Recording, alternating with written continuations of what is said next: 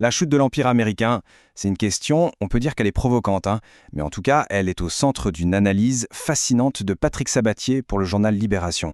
Alors, est-ce que l'Empire américain est vraiment en train de vivre ses derniers jours, un peu comme les grands empires du passé? Allez, on va décortiquer ça ensemble pour voir ce qu'il en est.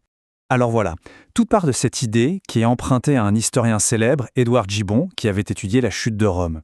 L'idée de base, c'est que le déclin, ce n'est pas un grand boom, un événement brutal. Non, non, c'est un processus très lent, une sorte d'érosion. Et cette image, elle va nous suivre tout au long de l'analyse. Donc on oublie tout de suite l'image d'un effondrement spectaculaire. Ce que l'article nous propose de voir, c'est plutôt un effritement, un long dénouement au ralenti qui est nourri par plein de facteurs différents qui s'additionnent. Et ce qui est intéressant, c'est que ce n'est jamais la faute d'une seule chose. C'est un cocktail, si on veut.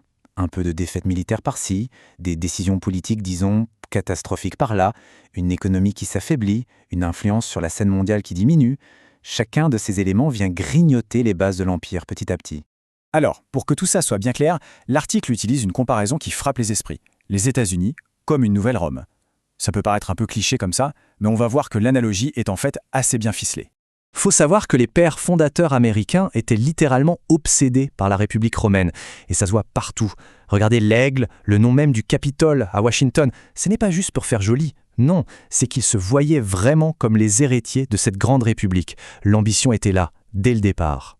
Et ça nous amène à un concept clé, la Pax Americana, la paix américaine. Qu'est-ce que c'est en gros ? Eh bien, après 1945, ce sont les États-Unis qui ont en quelque sorte dicté les règles du jeu au niveau mondial. Ils ont créé un ordre international, un peu comme Rome l'avait fait des siècles avant eux. Et là, le parallèle est assez dingue. D'un côté, la Rome antique, avec ses légions et ses lois qui garantissaient la paix et le commerce autour de la Méditerranée. Et de l'autre, l'Amérique moderne, avec son armée, ses traités internationaux comme l'OTAN, qui ont structuré le commerce mondial. La recette est la même en fait, la force militaire plus un cadre de règles. Mais attention, un empire, ça ne tient pas que par la force. Il y a aussi ce qu'on appelle le soft power. C'est la culture. Rome exportait son administration, ses lois, ses arts, ses jeux du cirque. L'Amérique, elle, a diffusé son American Way of Life, Hollywood, le Coca-Cola, les Blue Jeans. Et c'est là que ça devient très puissant. L'empire n'est plus seulement une contrainte, il devient un modèle, quelque chose qu'on a envie de suivre. Bon, on a planté le décor d'un empire qui semble solide. Mais comme pour Rome, les plus gros dangers viennent souvent de l'intérieur. C'est le moment de regarder d'un peu plus près les fissures dans les fondations. Voilà la question centrale. Parce que d'après l'article, avant même de regarder les menaces extérieures, il faut d'abord et surtout analyser ce qui se passe à l'intérieur même de l'empire. Et alors, quels sont les symptômes de cette maladie intérieure ? L'article en liste plusieurs. Des inégalités qui explosent, des monopoles qui ont beaucoup trop de pouvoir, des guerres qui n'en finissent jamais aux frontières, une dépendance à des ressources qui viennent de très loin, des pressions migratoires, des pandémies. Ça nous rappelle quelque chose, non ? C'est vraiment le tableau clinique d'un empire qui commence à être malade. Et ce qui peut vraiment accélérer les choses, ce qui peut jeter de l'huile sur le feu, eh bien, c'est le leadership. Un dirigeant peut tenter de colmater les brèches. Mais un dirigeant, disant erratique, peut transformer une simple fissure en un gouffre. Et c'est là que l'article devient particulièrement piquant. Accrochez-vous bien. L'auteur ose un parallèle direct entre l'empereur romain Commode et Donald Trump. Commode, pour rappel, c'est celui qui se prenait pour Hercule, qui descendait se battre dans l'arène et dont le règne a marqué la fin de la Grande Paix romaine. De l'autre côté, Trump, avec son goût du spectacle et sa façon de bousculer l'ordre établi. L'idée, c'est de montrer un style de pouvoir qui fragilise l'empire de l'intérieur. Cette citation de l'historien grec Thucydide, elle résume bien cette mentalité. C'est la loi du plus fort, et puis c'est tout. Quand un leader commence à ne plus jurer que par le rapport de force brutale, il oublie les alliances, le droit, la diplomatie, tout ce qui faisait la légitimité de son empire. Et en faisant ça, ici en quelque sorte la branche sur laquelle il est assis. Et bien sûr, pendant que ça craque à l'intérieur, il y a toujours quelqu'un qui regarde de l'extérieur en se frottant les mains.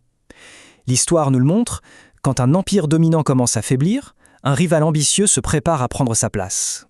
Pour Rome, la menace venait de l'extérieur, de ce qu'ils appelaient les barbares, tous ces peuples qui poussaient de plus en plus fort aux frontières de l'Empire. Et pour les États-Unis aujourd'hui ? Eh bien, l'article est très clair là-dessus. Le nouveau grand rival mondial, c'est la Chine.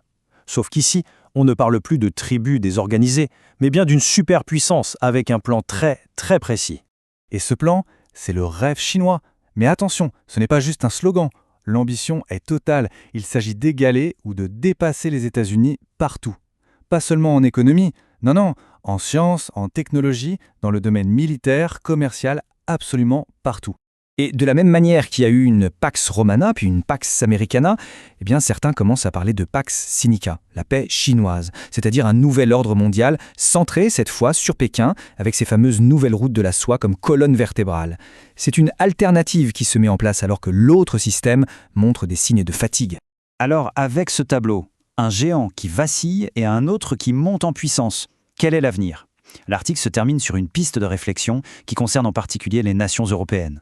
La conclusion n'est pas si sombre, foualement. Pour éviter qu'on passe d'un ordre à un autre via une grande période de chaos, l'Europe aurait une carte à jouer. Comment ?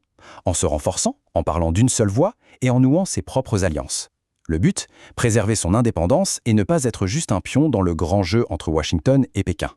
Et on termine sur cette citation de Lord Byron qui fait vraiment réfléchir. L'histoire n'a jamais qu'une seule page. Est-ce que ça veut dire que l'histoire n'est qu'une éternelle répétition ?